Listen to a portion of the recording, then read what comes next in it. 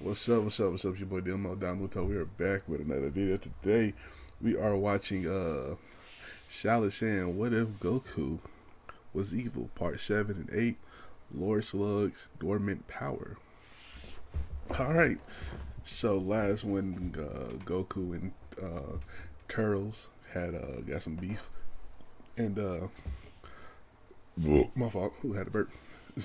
Got some beef and they split up and go and Kakarot's with Radish right now, so I'm ready to get into it, man. Make sure you like, comment, subscribe, and I'll catch y'all next time.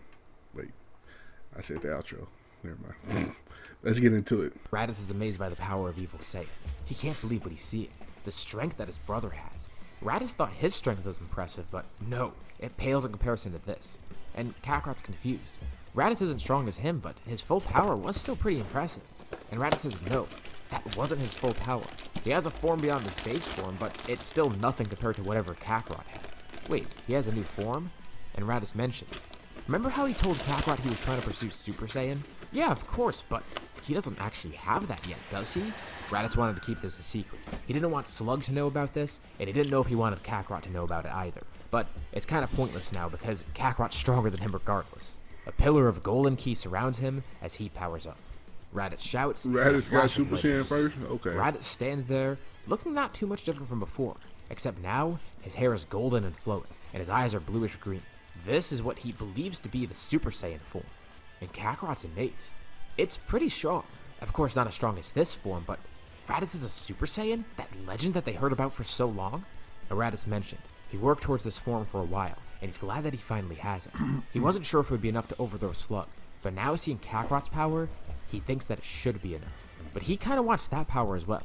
He doesn't know if he'll be able to obtain it, but he does want it. And more importantly, he sees Kakarot spared him for a reason.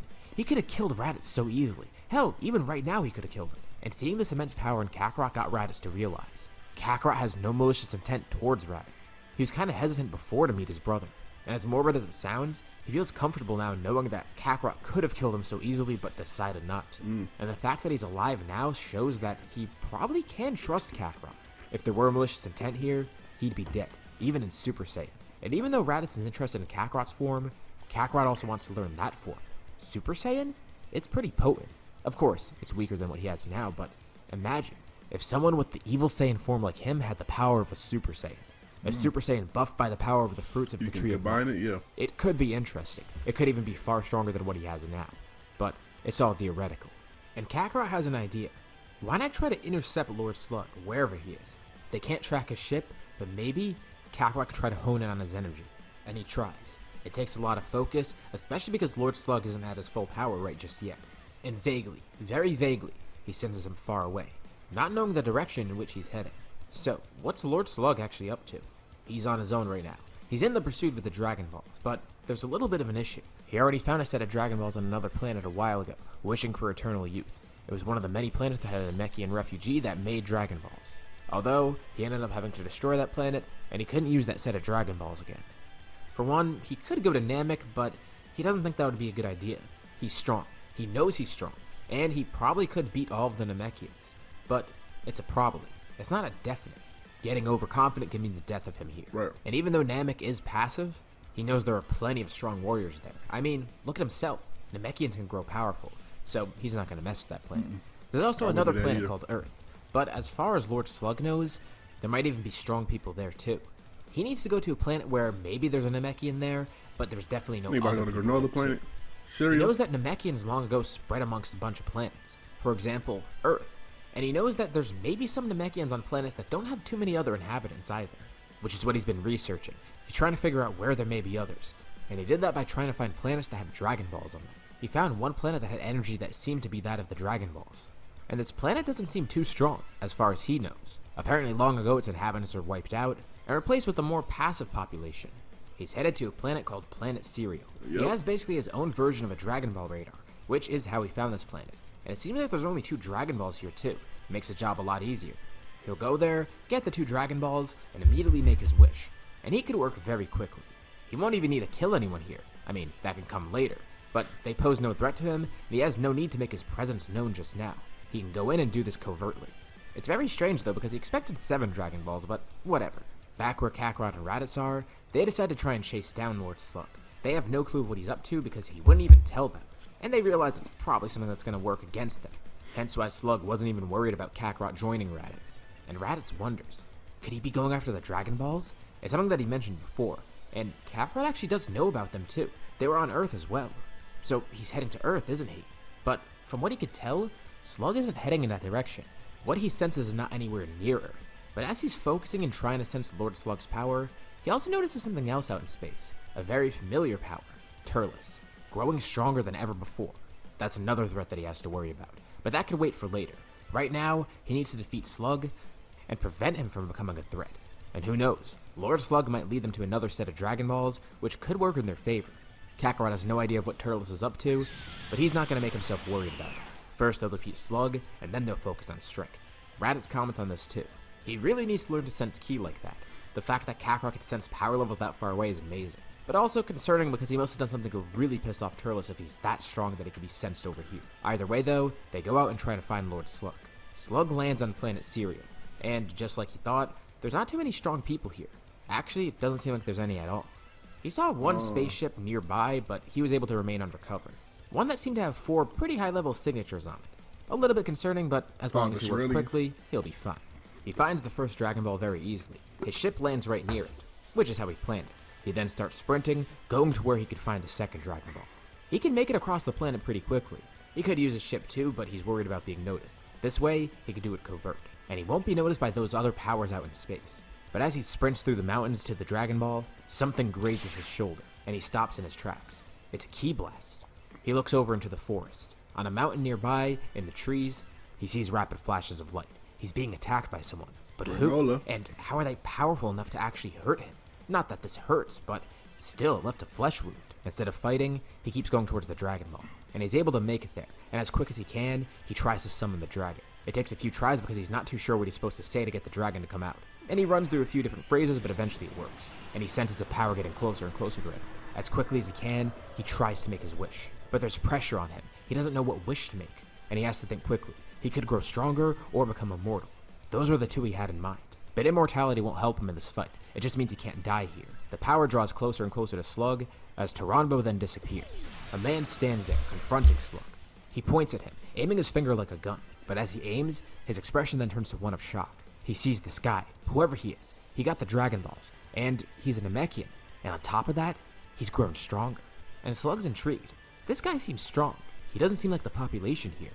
Who is he? Both are equally bewildered, and they learn of each other's identities. Lord Slug, Granola. And suddenly, a ship descends from above. It's that one that Slug sensed before.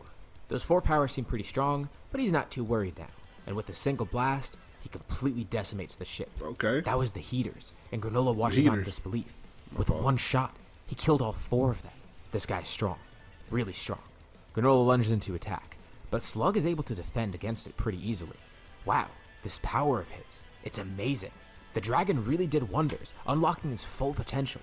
Wait, that's what he wished for? And he tells Granola, there's no way he's going to be defeated now. He could have gone the immortality route, but with this wish, he's so much stronger than anybody else. But this isn't his full power.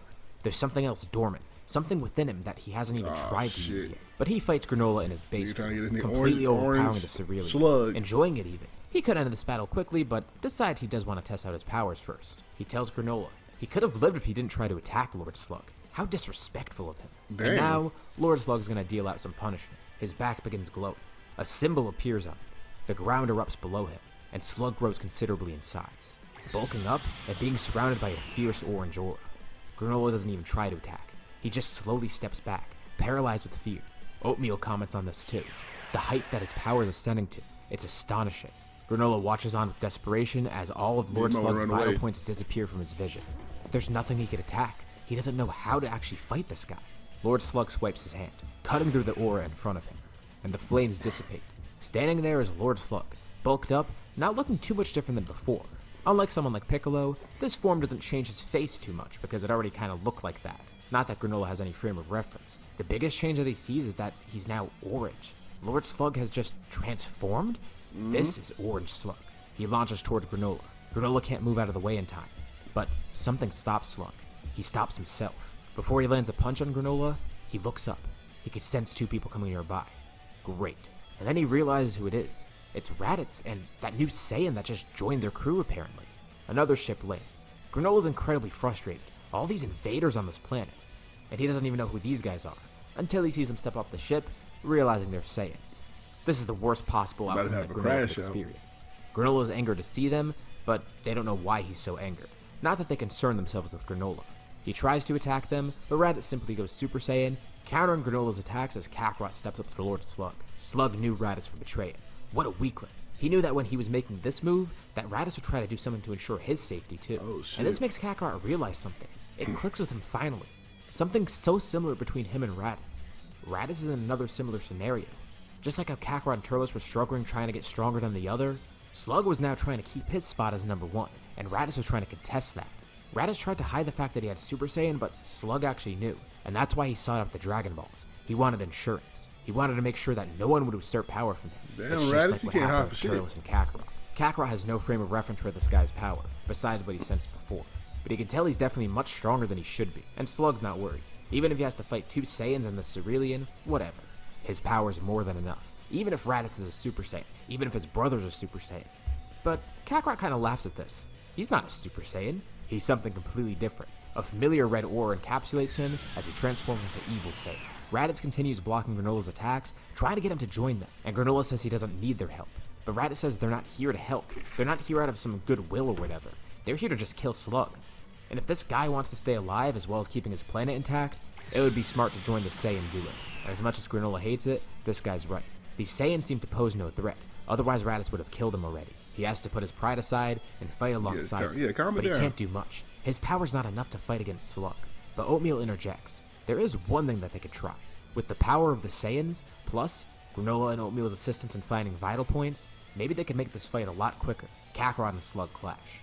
And Raditz says whatever he has to help, well, do it. Raditz then flies in, jumping into the battle. Thankfully, he already does have experience fighting with Kakarot, even though it was from a while ago. So he needs to kind of relearn it, as well as Kakarot relearning to sync up with his brother, but it doesn't take too long for them to get the hang of things. And Slug's dumbfounded. They're matching in power, the two of them together. Even with this new form, this power granted to him by Taranbo, it's not enough. Granola fires a laser with deadly precision, hitting Slug in a vital point that he can now see. It does no damage, but it marks the spot for Raditz and Kakarot to do damage. And Raditz tells Kakarot to strike there, which he does. Slug feels the pain from it, swinging at Kakarot with a powerful punch that drives him into the ground. He then swipes an arm over at Raditz, knocking him far away. First he'll kill Kakarot, he's the real issue. But then another laser hits him. It does no damage, he doesn't even notice it, but Kakarot does. He kicks a leg up right into Slug's stomach, knocking the point that Granola marked for him. Okay, this is Granola. actually working. Slug interlocks his hands, lifting them up into the air, slamming them down to the ground, trying to hit Kakarot. Kakarot grabs them, trying to push his arms back upwards. But Slug is powerful, and he begins growing in size. Not just bulking up in terms of muscle, but growing actually in size, growing taller, larger. He's becoming too heavy now, putting more force down towards Kakarot. But with him becoming larger, he becomes a larger target, and his vital points, they're easier to mark. Granola then fires a flurry of blasts. They're not doing anything to Slug, and Slug wonders why he's even bothering to attack. But after all his vital points are marked by Granola, Kakarot's able to hit them with deadly precision, and Raditz flies back in, doing the same. And then, Slug realizes what's happening. That's Cerulean. He must have an ability to locate weak points or whatever. He remembers hearing about the Ceruleans in his research, and he knew they were wiped out so long ago, but there must have been this guy left still. He didn't even realize. Granola's one of them, so he's gonna need to kill that guy first. He turns his attention over to Granola, opening his mouth and charging a beam. Granola then fires at his chin, which does nothing. It's not even a vital point, but it signals to Kakarot and Raditz, attack here. Together, the two brothers deliver an uppercut. The beam explodes in Slug's mouth, and rapidly, Granola begins marking more vital points. And as quickly as they can, Raditz and Kakarot attack them. Each brother draws a hand upwards, with purple electricity forming in their hands. They lunge their hand forward, each launching a Shining Friday together. It's aimed right at Lord Slug's head, another vital point marked by Granola.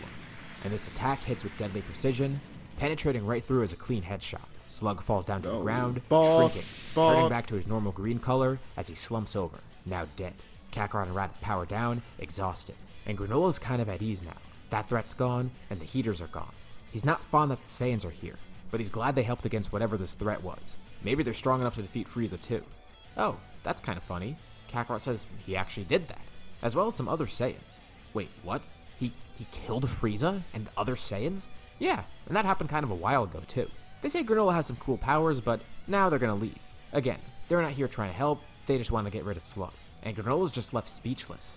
These two definitely aren't standard Saiyans, at least the ones that he's heard of. They're not good guys, but they seem to have no knowledge of what the Saiyans did to the Cerealians. As Kakarot and Raditz go on their ship, Granola then remembers something, running up to the two of them. Kakarot killed Frieza, but did he kill the rest of Frieza's family too? Yeah, King Cold's dead. Okay, that kind of puts Granola's mind at ease. But what about his brother? His brother? What? They've heard rumors of it, but they say it's just a rumor, right? Frieza doesn't actually have a brother, does he? Granola heard it straight from the heaters. He does. And he seems to be stronger than Frieza too. But he keeps to himself, which is why he's never really shown around here. Kakarot and Raditz look at each other. Looks like they're gonna have a fun little detour before fighting Turles. They gotta tie up all loose ends after all. They look back at Granola, nodding while smiling. This'll be fun. Their ship door closes as their ship departs, and Granola watches the two of them fly out into space, not knowing what to think of the two of them, but hey, even though they're definitely not good guys, at least Cooler and the Saiyans will probably try to kill each other. This is where we'll end off for now. Alright, part 8, Frieza's brother.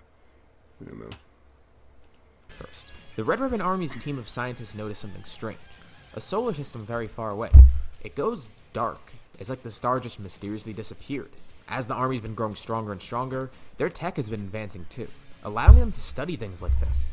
They are aware of aliens after all too, and want to figure out what's going on there. But how is this possible? A star just disappears? News makes way around Earth. The Crane School hears of it, of course, too. Ten Shinhan now leads the Crane School, and it's under much better guidance. He's grown distasteful of the Red Ribbon Army, but they coexist. Although, Ten's worried about something else now, too. Yeah, the Red Ribbon Army's there, but his main concern is Kakarot. He still doesn't know what happened there. Where did he go? What's he doing right now? And does it have something to do with the star just somehow disappearing? I mean, people wonder why he's worried over it. Who knows, it could be a black hole or something. But Ten doesn't think so. He knows Kakarot's out there in space, and he knows Kakarot could probably grow very powerful. Did he just blow up a star or something? Well, Ten's right. Kakarot kinda does have something to do with it, but also, at the same time, not really. Not really. Neo Crusher Corps is growing stronger and stronger, gathering all the resources it can, and using great research from the scientists that were already part of it, as well as new scientists that have been recruited. They've all been working on one project, and Turles is finally able to do what he wanted. He could harness the energy from stars, growing the Tree of Might on them instead of just regular planets. This is the next step that he needs, a way for him to increase his power even further. The Tree of Might on Who stars cares about crazy. getting Trees of Mights on planets? That's so outdated now. He wants to do this, and use it to pursue a new evil Saiyan form. The second he eats one of the fruits from one of these stars, he realizes the great increase in power that he has. It's tough to control at first, and it actually hurts to use this form, just because there's so much power overflowing from it, but he'll gain control of it and eat more of these fruits. He doesn't even know what this form really is yet, but he has a name for it, an Infernal Saiyan. An evil Saiyan with the power of stars instead of fruits made from planets, with a literal inferno burning inside of him. But he still needs to control his power, and we'll see that later on. Let's go back to Kakarot and see what he and Raditz are up to. After leaving Planet Cereal, they're trying to plan their next move. They need to search for Cooler. Where could he be? How could he be undercover for so long? Raditz wonders if it's really a good idea to seek him out. There's no reason to poke Cooler with a stick, just let sleeping dogs lie. If he exists out there, so what? He hasn't interfered with them yet. But at the same time, Kakarot is concerned. What if he will soon? If Cooler is anything like Frieza, even half as bad as him, they need to get rid of him. They can't let him be out there. He's gonna be a wild card. For all they know, he already knows about Frieza's death and is preparing to attack them. Or maybe he doesn't care about Frieza's death. They don't know for sure because they know nothing about the guy. Kakarot said he and Turles always thought he was a rumor, and Raditz says that his Saiyan crew thought the same. Vegeta and Nappa would mention him in passing, but it didn't seem like they even knew anything about him either. Lord Slug even shared the same opinion, but Raditz does remember. Vegeta seemed pretty adamant that Cooler existed. The stories they've all heard are very conflicting. Maybe Cooler did exist and just died somehow, or maybe he does exist and is still out there. But where can they search? Well, they don't really have to go far. They go back to the same planet where Slug's base of operations was. Raditz and Kakarot now own this planet alone. This is where they'll live. It's nice to have a permanent home, for a lack of a better word. This is going to be where they stay from now on. An entire planet dedicated to them with all the resources they need. Healing, training facilities, supplies, everything. They can use some of the resources they have here, maybe some research that Lord Slug had, or any type of recon devices. Hell, they could even seek out the Dragon Ball somewhere else and try to use them to find Cooler. But they're going to stick with these methods first. Sure enough though, Cooler is out there. And he hears of all this. He hears of Saiyans running about. He's been hearing stories of this for so long. the Crusher Corps, Vegeta and his crew, Kakarot, whoever that is. All these names are being thrown around, and he has no idea of what they're up to. He gets intel later on that the Frieza Force has been dissolved. It's only a matter of time before this happened, honestly. He knew this would occur. His brother was too short-sighted and too weak in comparison to him. Oh. And honestly, Cooler thinks maybe he could take over that crew. They're a bunch of weaklings. Especially now that he gets word that a Saiyan's running it. Interesting. It must be a Super Saiyan. He doesn't care about that actual crew, but rather the person running it. He doesn't have much information either. From what he hears, there's 2 Saiyans out there, Kakarot and Turles, or something like that. One of them is apparently running this crew. And with so many Saiyans out there, especially the potential for them being Super Saiyans, he might need to train, and he might need to attack as well. Months pass. Kakarot and Raditz continue their research, but Raditz also pursues Evil Saiyan. Although, it's tough. They do need to be low-key about this. There's not too many planets near them to plant trees, but they will plant some. Thankfully, Kakarot does have some seeds left over for that. And they're able to get Raditz some fruits. But if their power gets too strong, they'll definitely be noticed by the Crusher Corps. They'll have to find ways to mask their power somehow, or at least keep it in check. Kakarot also does work for Super Saiyan. It could be unique. Eventually he does get it, and like he thought, it's weaker than Evil Saiyan, but whatever. It's probably going to be good to have. Who knows, maybe he could do something pretty interesting with his form, as well as Evil Saiyan. But for the time being, he's not really going to focus on that. But their fears are realized. Even though they're trying to keep their power under check, one day somebody does find them. And it's not the Crusher Corps. They see a spaceship nearby. It kind of looks like one that the Frieza Force would use. Or, I guess, the Neo Crusher Corps now, since it's them. Kakarot's about to shoot it down, but Raditz tells him to wait. If a ship randomly disappears, they'll definitely know that someone's here. Maybe they're still undercover. And that ship actually does head towards the planet. And they could sense some decently strong powers on it. That's weird. They don't know any of the Neo Crusher Corps soldiers that are that strong. In comparison to them, these soldiers are nothing, but still. There's some pretty strong powers and one that's particularly noticeable. 3 warriors step off the ship, striking a pose, introducing themselves as Cooler's armored squadron. Wait, Cooler? So this isn't Turles' crew, and this confirms that Cooler does exist. He's found them. They ask where Cooler is, and the squadron says they don't need to know that. The squadron will deal with these 2 Saiyans. The brothers look at each other and burst out into laughter. They each stick out a finger, launching a flurry of lasers at the feet of the armored squadron. They ask again, where's Cooler? And they sense another power on that ship. Oh, they know where he is. Slowly, someone else steps off. With a casual swipe of his arm, Raditz wipes out the armored squadron, leaving a trail of flames where they once were. And through those flames, someone steps out. A silhouette looking eerily similar to Frieza. And they see 2 beams of light pierce through the fire. A laser is launched at each of them. The flames dissipate as Cooler steps through, with his eyes glowing. He's not too surprised that they wiped out his armored squadron that easily. But it did surprise him to see that they survived his attack, and were able to casually knock it away. Cooler says it looks like he took a little detour, or had some wrong information. He was looking for the Neo Crusher Corps. Apparently it's being run by 2 Saiyans. And Kakarot says Cooler's information is way outdated. Interesting. It seems those monkeys had a falling out. But who are these 2? Saiyan brothers who are apparently part of Frieza's crew? Well, even if he had to take this detour, it doesn't matter. He'll kill these 2 and then go out to the Neo Crusher Corps, killing Turles. He must be the real strong Saiyan out here. Cooler only came to these 2 because he sensed their power. Don't let him talk to y'all like that. High for a Saiyan, but not high enough to concern. Don't let him downplay y'all like that. Smirks. Cooler feared the power of a Super Saiyan, didn't he? And Cooler perks up when hearing this. Not scared, he's just intrigued to hear this. So a Super Saiyan is real. Raditz sticks a fist out in front of him and charges ki as he powers up, transforming into a Super Saiyan. For a brief moment, Cooler is intrigued by the power, but as he senses it further, he then smiles. A Super Saiyan. It's definitely powerful, but not as powerful as he expected, especially compared to him. He sticks out a hand and beckons Raditz towards him. How about a nice fight between the 2 of them? As Raditz launches in, he showcases even more power, and Cooler's taken aback. That wasn't his full strength. At first, Raditz is able to get some good hits in. Cooler's base form isn't nearly enough to fight a Super Saiyan. He underestimated the power of Raditz. And Kakarot watches on, pretty calmly. This seems like it's Cooler's final form. I mean, it looks like what Frieza had. Right. And if this is the extent of his power, Raditz will definitely be able to handle him. But something changes mid-battle. An ominous ki starts surrounding Cooler. Raditz delivers a punch, but Cooler sticks an arm out, blocking it without any effort. As his arm bulks up, with his other arms then following suit, Cooler laughs, his eyes turn a piercing red color, and his body starts morphing. He sees what's happening now. They thought that was his final form, not even close. He screams as he powers up, looking at the 2 Saiyans and telling them, "You should feel honored. You're the first, and soon to be the last, to witness my ultimate transformation." A mask then covers his face as Cooler shows off his true final form. Cooler did punches look Cooler clean, again, bro. I ain't hitting gonna him lie. right in the chest. But Cooler looks down at the fist and is just completely unfazed. Well then, ready to kneel? He grabs Raditz' arm, swinging him around in midair. He flings Raditz away, about to collide with Kakarot, but Raditz stops himself midair. And Kakarot sees he's probably gonna have to jump in too.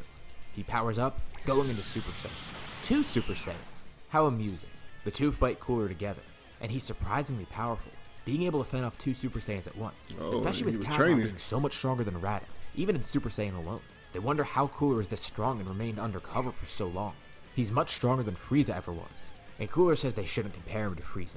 He's much more different than his brother. He laughs. They thought they could defeat him because they defeated Frieza before, and Kakarot tells him that's true. It was him and Turles that did so. That makes Cooler laugh even more. Raditz wasn't even involved in that. Why would he think he's strong enough to defeat Cooler then? He doesn't know the full details of the fight or whatever, but he doesn't care. The point is, a Super Saiyan isn't strong enough to face him. But Kakarot says he's not using his full power either. Cooler truly seems dangerous, so there's no point messing with him anymore. Don't mess Cooler with him. points a finger at both Raditz and Kakarot, launching a death beam from each. A fiery aura surrounds Kakarot. He lunges forward. The death beam coming in his direction is then slapped away, hitting the other death beam. They explode midair before they could hit Raditz. And Cooler perks up once more. What's this? His aura's changed. Is this another evolution of Super Saiyan? Well, not completely. Not really. Kakarot fully powers up, showing off Evil Saiyan. He and Turles never even really came up with a name for this form. But he tells Cooler this is his true full power. And the two start exchanging blows. Okay. Pretty equally, actually. But as the fight continues, Kakarot begins getting the upper hand. And Kakarot tells Cooler he's impressed. His brother wouldn't have been able to fight a single Super Saiyan, let alone 2 at once. But this power of his, Super Saiyan pales in comparison to it. And he starts landing some good hits on Cooler, damaging him. But Kakarot asks mid-battle, how is he so much stronger than Frieza? And why did he never utilize that power? Cooler says he can never associate with his brother, or King Cold for that matter. And as they could see, that clearly benefited him. Cooler's been out, enjoying life, still being able to conquer whatever he wants, and being stronger than his brother. And even without that final form, they noted that he's stronger than Frieza. And Cooler says the gap in power wasn't always that big. He reveals something interesting.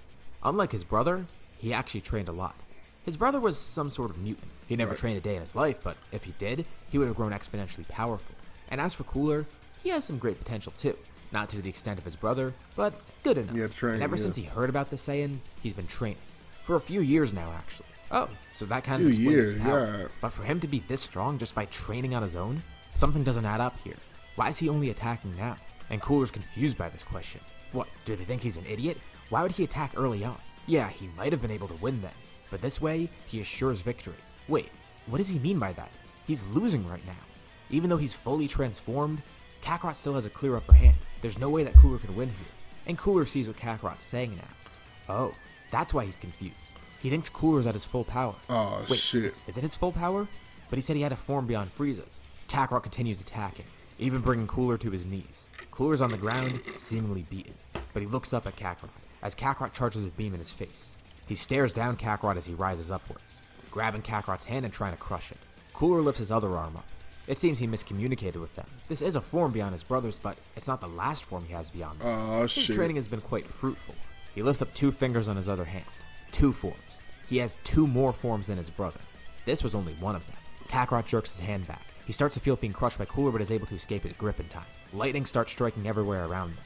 And Kakarot realizes it's now or never. He looks at Raditz. Attack. Use all of his power. Do whatever he can. Raditz starts launching a flurry of ki blasts, while Kakarot also charges his own attacks. Smoke is thrown up all around None him, of it's with working. an ominous glow surrounding Cooler. He seems completely unfazed by their attacks. All they can see is his eyes piercing through, as lightning continues striking around them. All the smoke around Cooler completely dissipates, being flung away by his powerful aura. And all the attacks from the Saiyan brothers, it doesn't even seem like they're hurting him anymore. Actually, it doesn't even seem like they're hitting him at all. The sky turns dark, and all they see is Cooler's silhouette, with his eyes shifting from a reddish color to a bluish color, piercing through the darkness. The eyes disappear, but they see it for a brief moment, illuminated by his aura. They're stunned with fear. Where did he go? But behind them, they hear a menacing voice. Okay. And they turn around, still stunned. I'm not short-sighted like my brother. I will be sure to exterminate That every medical- last one of you! In a rare moment, Kakarot's concerned, fearful actually. Cooler tells them. He decided on a color that he felt would be pretty intimidating. The color of this form. It's quite fitting. Yeah. It's the absence of light, like the void of space. Briefly illuminated by the fierce lightning storms, they get a glimpse of Cooler's new form, as Cooler introduces it to them. This is Black Cooler, and this is where we'll leave off for now. Boy, fuck, So, man. Alright, this was a fire couple of chapters. I like seeing. Well, Goku not really be evil no more since he got it with his brother. So I'm trying to see how powerful they will get on in the last fight. So I'm ready, man. Basically, Kakarot versus Turtles, around. Everybody get strong as fuck. So I can't wait to see it. So make sure y'all like, comment, subscribe. Shout out to Saiyan for this video. And I'll catch y'all next time. Peace.